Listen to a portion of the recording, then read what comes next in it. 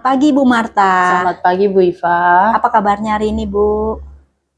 Baik Bu Iva. Bu Iva sendiri apa kabar? Puji Tuhan, baik Bu Marta. Ya Bu Iva. Iya, jadi begini Bu Marta, saya ingin mewawancara praobservasi ya Bu ya. Nanti Baik. akan diadakan observasi.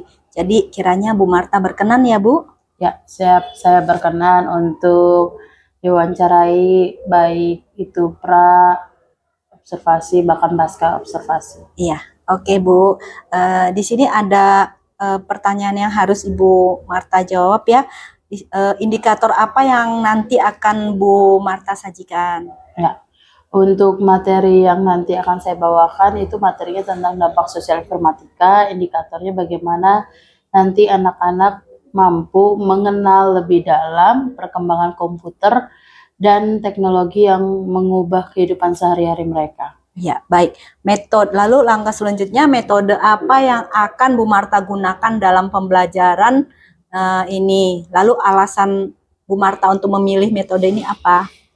Untuk metode yang saya akan gunakan pada saat observasi nanti adalah metode discovery, di mana nanti metode ini mendorong siswa untuk menemukan sendiri pengetahuannya. Jadi nanti saya beri pertanyaan, mereka yang mengeksplor sendiri, mereka menjawab pertanyaan yang saya ajukan.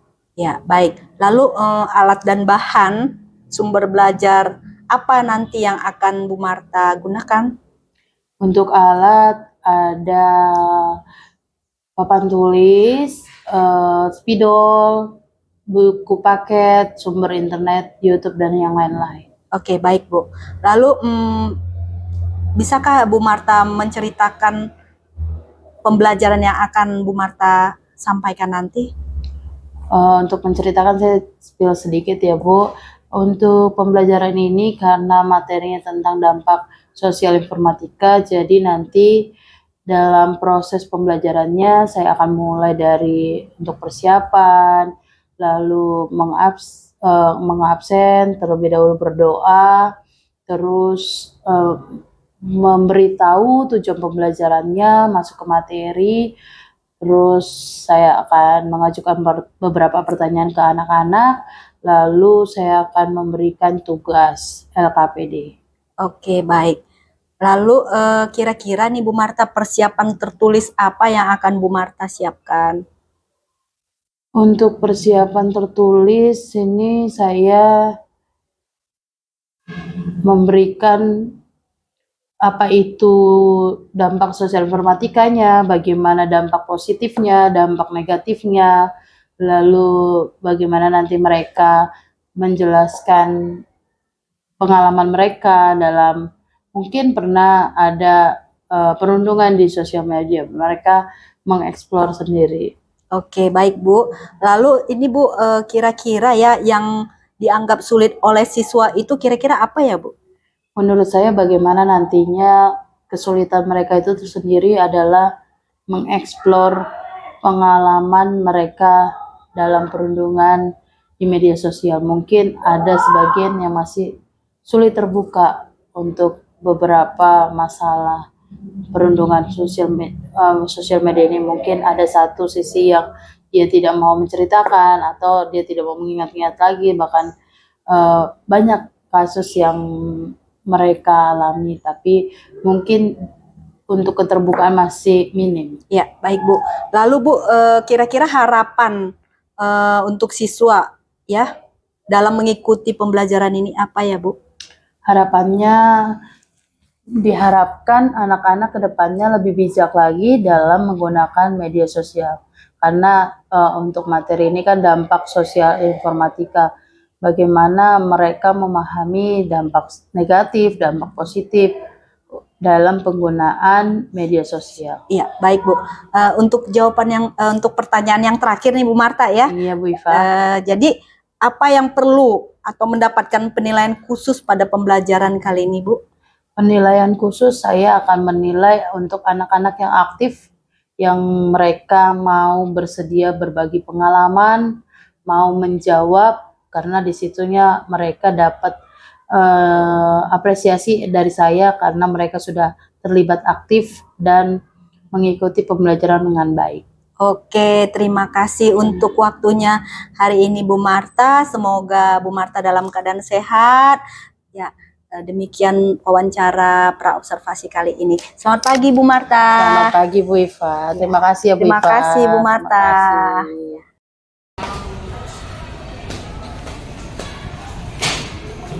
Selamat pagi anak-anak.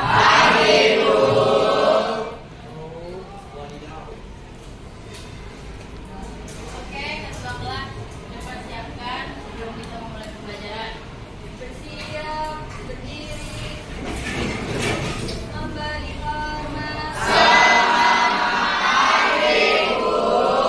Pagi, oke. Sekian. Adelia, Ahmad Muzaki. Iya, sakit apa Ahmad Muzaki? Oh, masih cedera. Aibu. Amsa. Anika. Aniati. Atika. Hasan. Ilkis. Ryan. Cinta. Christian. Hadir Bu. Claudia. Hadir Bu. Dewa Lestari. Elsa. Anania. Yanti. Livia. Mas Imam. Michael Angelo. Mikael and Fazal. Muhammad Iswan. Muhammad Gali. Muhammad Hakim.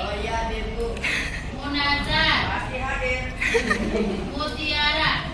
Nurdianto. Nur Saida. Putri. Raffi. Rizky. Sherin. Siti sakit ya?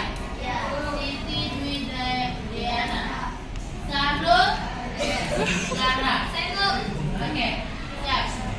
Hari ini yang tidak masuk Ahmad Muzaki, Dewa, dan Siti.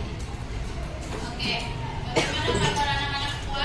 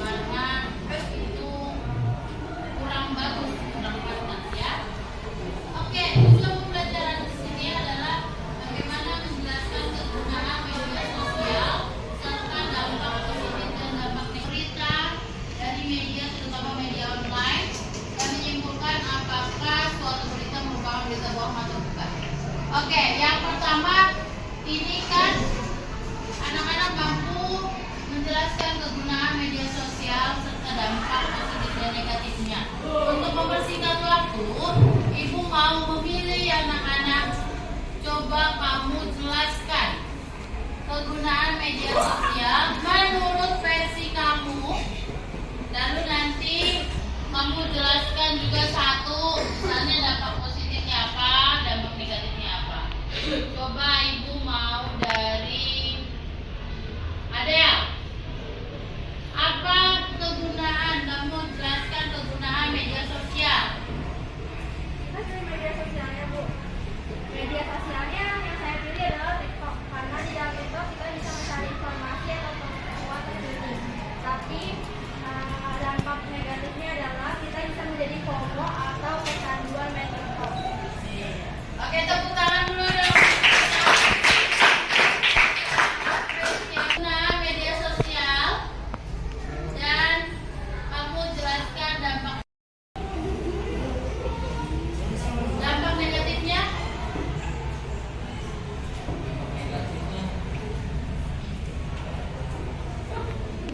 Apa? Dampak negatif apa? Tadi itu positif kan? Negatif. Kalau positif itu yang baik, negatif itu yang buruk. Artinya mungkin bisa jadi Nurdianto tersita waktu pikirannya, hatinya ke YouTube, ya. Negatif media sosial yang lain bisa mengganggu kesehatan mata dan tubuh, ya. Misalnya matanya jadi min yang tadinya awal emosi, ya. Misalnya serangan, kamu nonton, ya. Jadi kamu kebawa emosi, ya. Bahkan lanjutan yang lain masih banyak. Misalnya terlupakan bahasa formal. Misalnya di YouTube ada bahasa-bahasa gaul. Bahasa-bahasa gaul sekarang. Yang apa? Mudah Sarul? Seperti apa bahasa gaul sekarang? Apa? Bahasa bukan formal, ya. Coba kita lihat, kita kritisi informasi ini bagaimana. Kok beritanya hoax, kok beritanya bohong. Nah, makanya anak-anak nanti bisa mencari di Google atau di Microsoft Bing, ya, atau di Yahoo, ya. Kamu searching, misalnya setiap vaksin yang dikirimkan dan disimpan pada suhu kurang lebih 80 derajat. Artinya di situ nanti langsung kamu akan diberitahu bahwa memakan bahasa gaul bisa jadi lupa tahu kamu ya. Kalau tadi kata derajat gue. Nah, lanjut adanya dapat merupakan apa pekerjaan, ya. Selanjutnya apa? Dapat menimbulkan kecanduan, ya. Dapat menimbulkan kecanduan. Bagaimana nantinya kamu terus-terusan nonton YouTube, terus tidak membaca buku, ya. Oke, kalau tadi yang pertama menjelaskan kegunaan media sosial, dampak positif dan negatifnya. Yang kedua, kita coba mengkaji kritis informasi atau berita itu benar atau salah, ya, berita bohong atau hoax, atau itu beritanya benar atau asli, atau palsu atau hoax, ya. Oke, itu ada kasus 1, kasus 2, kasus 3, ya. Kasus 1, coba Ibu mau nanti coba cari jawabannya. Sekarang baca dulu. Ini kasusnya hoax atau bukan? Kasus 2, Ibu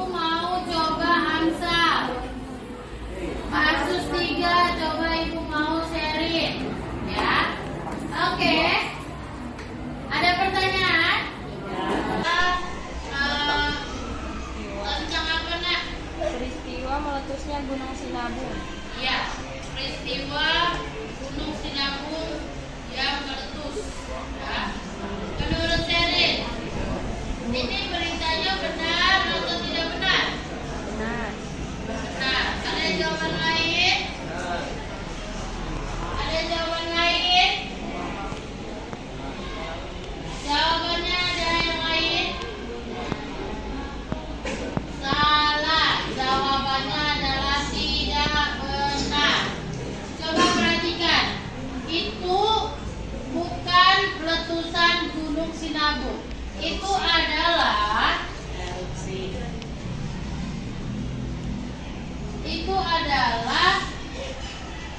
letusan gunung dahsyat yang terjadi di negara Guatemala. Jadi itu beritanya hoax, ya.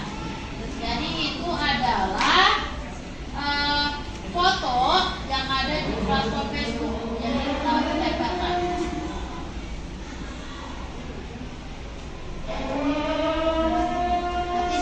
Adalah tidak benar, ya.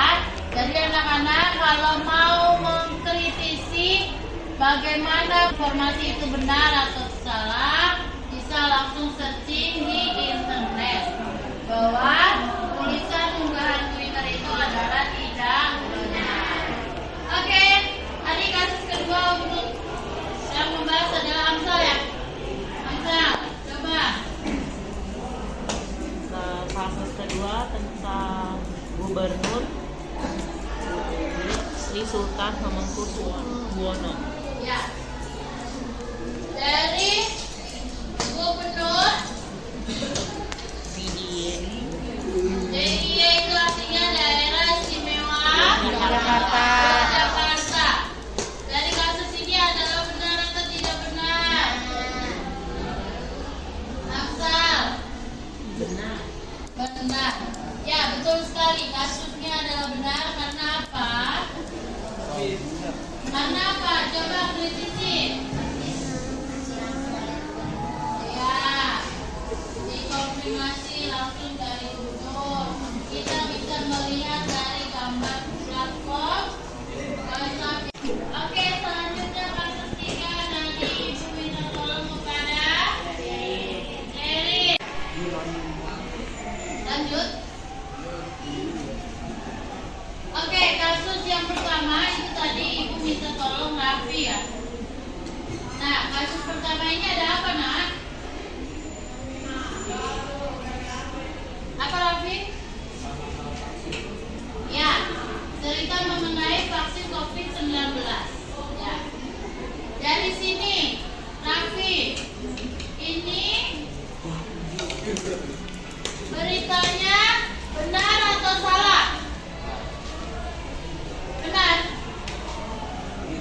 Kalau benar, ini dari mana?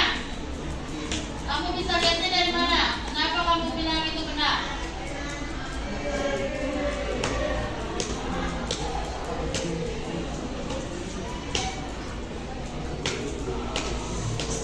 Benar atau tidak benar? Memakai bahasa gaul bisa jadi cepat kamu artinya kalau tadi kata Munada gue. Nah, lanjut adanya dapat merupakan apa pekerjaan, ya. Selanjutnya apa? Dapat menimbulkan kecanduan, ya, dapat menimbulkan. Bagaimana nantinya kamu terus-terusan nonton YouTube, terus tidak membaca buku, ya. Oke, kalau tadi yang pertama menjelaskan kegunaan media sosial, dampak positif dan negatifnya. Yang kedua, kita coba mengkaji kritis informasi atau berita itu benar atau salah, ya, berita bohong atau hoax atau itu beritanya benar atau asli atau palsu atau hoax, ya. Oke, itu ada kasus 1, kasus 2, kasus 3, ya. Kasus 1, coba Ibu mau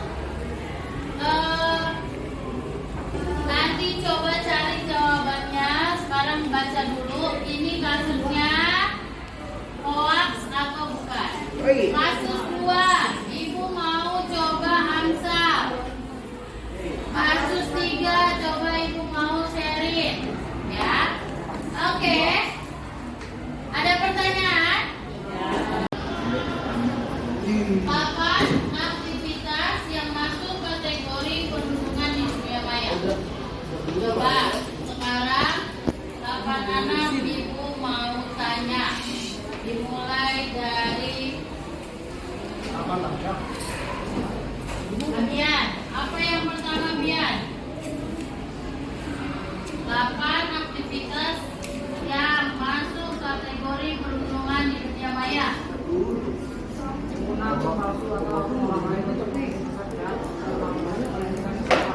Oke, menggunakan akun palsu untuk belajar orang. Jadi di mana terkadang ada orang-orang yang membuat akun palsu untuk merusak reputasi seseorang. Kalau di dunia maya mungkin dia punya IG itu ada 5 ya. Yang satu dibuat pribadi, yang satu akun buat apa ya namanya?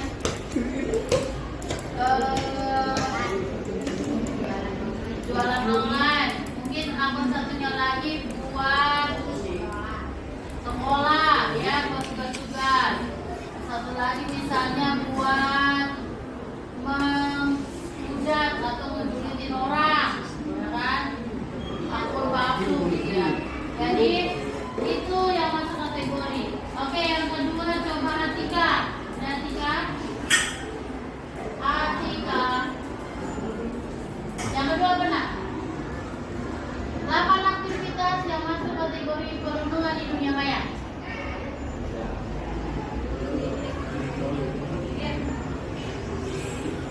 Ya,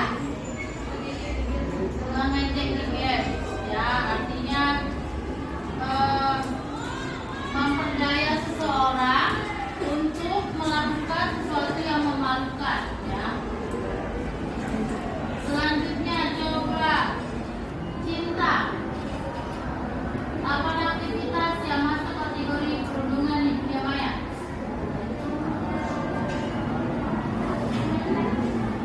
Kenapa?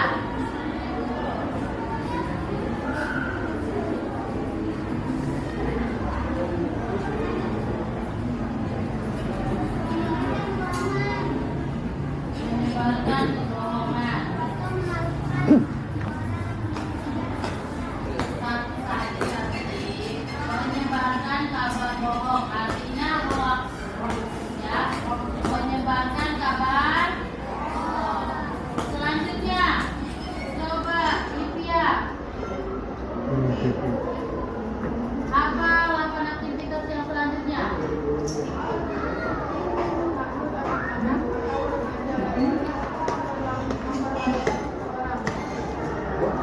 Ya, memperdaya seseorang untuk melakukan sesuatu yang memalukan ya, atau masuk ke mana itu ya? Ya, mengucilkan seseorang dari grup daring ya. Lalu bisa jadi yang lain 8 aktivitasnya pesan teror ya, atau pengancaman.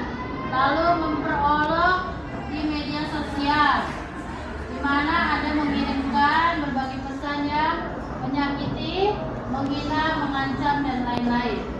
Ya. Lalu apa lagi? Mengubah foto tidak semestinya. Tadinya fotonya lagi berbicara duduk di depan umum, tapi diubah ya, kadang-kadang ditambahin lah ada tanduknya lah, ada apa lagi, ada kompelnya lah atau apa. Biasanya kan orang kayak gitu kan, mengubah foto yang tidak semestinya ya Mbak ya. Oke, jadi itulah 8 aktivitas yang masuk kategori perundungan di dunia maya. Ibu harapkan anak-anak tidak ada yang melakukan aktivitas tersebut, karena aktivitas tersebut adalah tindakan yang tidak baik atau tidak terpuji ya.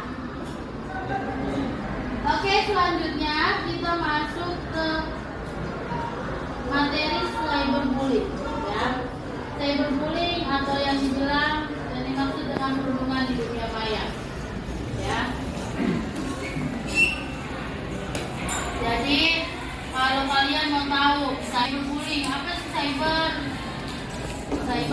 adalah dunia maya, bullying adalah perundungan. Artinya penting perundungan di dunia maya. Bagaimana dalam dunia maya mungkin WhatsApp, IG, games atau aplikasi lainnya, di mana itu perundungan itu bisa terjadi, misalnya perilakunya agresif, ya, terus dia berulang-ulang, ya, terus dilakukan dan korban tidak dapat melakukan perlawanan, ya. Jadi ya tadi kalau kalian tahu bentuk bentuk cyberbullying, ya, mengedit gambar seseorang dengan tidak semestinya, membuat meme dengan maksud mengolok-olok orang lain, framing, atau yang maksud dengan perang kata-kata di dunia maya, ancaman, intimidasi, teror, cyberstalking, dan lain sebagainya, ya.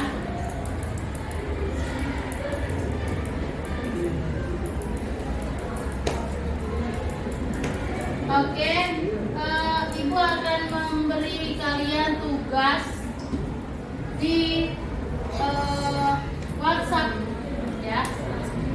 WhatsApp. Apa itu LKPD? Lembar kerja peserta didik. Nah, jadi nanti ada LKPD dari Ibu untuk anak-anak kerjakan.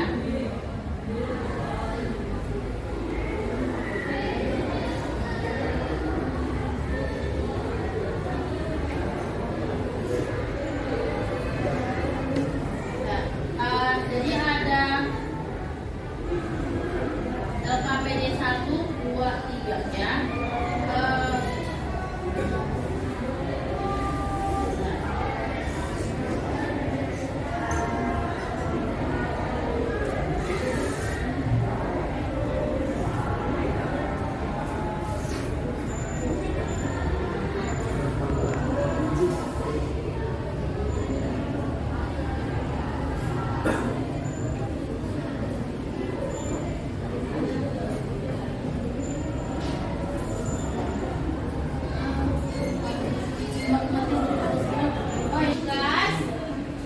Yang pertama, sebutkan karakteristik bullying, ya. Tadi sebutkan karakteristik bullying.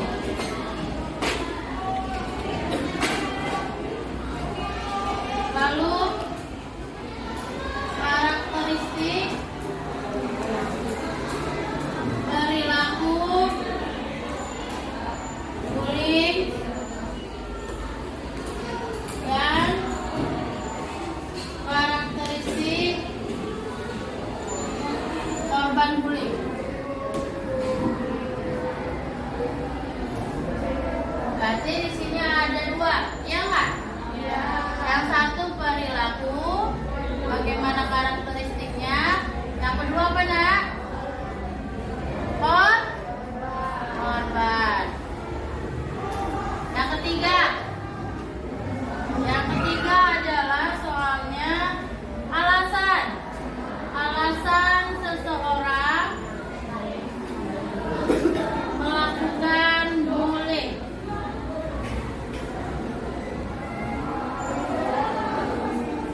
Yang keempat, penyebab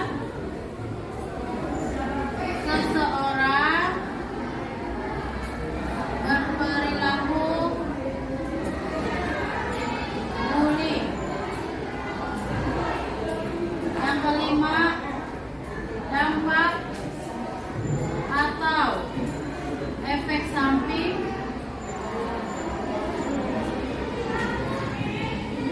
tindakan bullying. Oke? Untuk itu anak-anak sekarang kerjakan tugasnya di buku. Ada pertanyaan?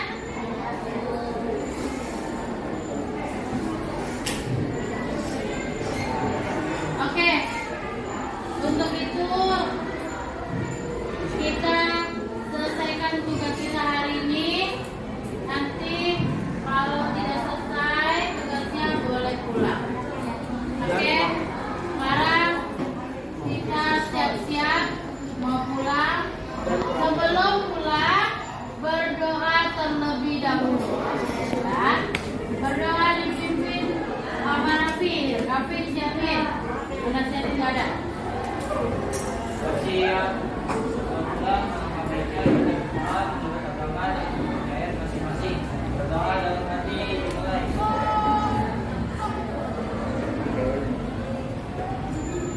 Setelah selesai berdiri, memberi hormat. Selamat siang, Bu. Oke, terima kasih. Dua, tiga, oke. Selamat siang Bu Marta. Selamat siang Bu Ya, Iva. mohon izin ya Bunda. Ya, begini Bu Marta, ini dari hasil perbincangan atau observasi kita yang kemarin, saya akan melakukan pertanyaan untuk pasca observasi ini ya. Yang pertama, bagaimana pendapat Bu Marta setelah menyajikan pelajaran ini? Pada saat saya menyajikan pelajaran ini, saya ada rasa puas karena materi dapat diterapkan, diaplikasikan kepada murid-murid. Dan anak-anak juga sangat antusias dalam mendengarkan, bahkan memberi jawaban karena materinya sangat relevan terhadap anak-anak, karena di mana materinya ini tentang cyberbullying, bagaimana dampak positif negatif berguna bagi mereka di saat ini. Ya, oke. Lalu proses pembelajaran yang sudah sesuai dengan yang direncanakan apa ya Bu? Proses pembelajarannya sudah sesuai dengan yang direncanakan karena ini sesuai dengan materi yang diajarkan. Jadi saya rasa sudah sesuai dengan apa yang sudah direncanakan. Oke, siap. Lalu bagaimana pendapat Bu Marta? Coba diceritakan yang dirasakan, memuaskankah proses pembelajaran tadi? Menurut saya memuaskan karena saya melihat antusias dari peserta didik. Bahkan saya juga pada saat saya melaksanakan pembelajaran, di situ anak-anak terlihat aktif, mereka sangat antusias, jadi saya merasa puas dengan apa yang saya ajarkan pada saat pembelajaran hari ini. Iya, baik. Lalu bagaimana perkiraan Bu Marta nih mengenai ketercapaian tujuan pembelajaran? Apakah sudah tercapai? Sudah tercapai pada saat pembelajaran, saya melihat tujuan pembelajaran sudah terlaksana dengan baik. Baik Bu. Lalu kira-kira nih Bu, kesulitan untuk siswa sendiri apa ya Bu? Apa yang menjadi kesulitan siswa menurut saya bagaimana mereka menceritakan dampak negatif dari media sosial itu, cyberbullying itu, mereka masih kurang percaya diri terhadap kasus yang mereka alami, jadi mereka tidak mau terbuka. Jadi menurut saya kesulitan di siswa itu kurangnya terbuka akan dampak negatif itu. Jadi mereka tidak mau menceritakan, tidak mau menjadi konsumsi publik, cuma mereka maunya mengkonsumsi sendiri. Ya udah, saya dapat itu. Pada saat saya bilang apa dampak negatifnya, mereka tidak mau menceritakan, tapi mereka bisa mereka paham dari dampak negatif dari media sosial itu apa gitu. Iya, baik Bu. Lalu untuk kesulitan Bu Marta sendiri apa Bu? Oh, kesulitan saya sendiri itu yang meyakinkan mereka. Jadi dari dampak negatif itu ternyata nggak apa-apa, lebih terbuka lagi bagaimana ketika mungkin pernah ada kasus dibully, karena kan materinya lagi cyberbullying, bagaimana perundungan di media sosial. Itu nggak apa-apa diceritakan aja biar plong hatinya, biar puas. Tapi terkadang ada anak yang oh saya nggak mau cerita Bu, saya malah kadang-kadang dibully tapi saya nggak mau cerita gitu. Jadi anak-anak waktu itu saya ngerasa kesulitan bagaimana untuk meyakinkan mereka itu nggak yang jelek-jelek banget, nggak yang aib-aib banget gitu. Tapi saya tekankan di sini untuk menjadikan itu sebagai pembelajaran. Oke, lalu nih Bu Marta yang terakhir ya, alternatif lain untuk mengatasi kesulitan Bu Marta sendiri apa ya Bu? Di sini saya memberikan contoh bagaimana misalnya dari yang kemarin mereka tidak mau terbuka, akhirnya saya pakai kasus pengalaman saya sendiri. Mungkin pernah membuat status di WA padahal bukan kita menyinggung orang gitu ya, tapi kadang-kadang orang merasa tersinggung, atau di Instagram atau di mana yang kadang-kadang orang itu menghina misalnya presiden, artis dengan gampangnya gitu. Jadi saya bikin mereka biar lebih paham dampak dari dampak media sosial yang negatifnya itu. Jadi itu saya untuk mengatasi kesulitan saya. Oke, baiklah Bu Marta, tadi sudah dijelaskan, mari kita bersama-sama untuk mesikapi semua perubahan-perubahan dalam pembelajaran kita. Terima kasih atas perhatiannya Bu Marta, terima kasih Sama-sama, Bunda Bu Sukesi, Diva. selamat siang. Selamat siang.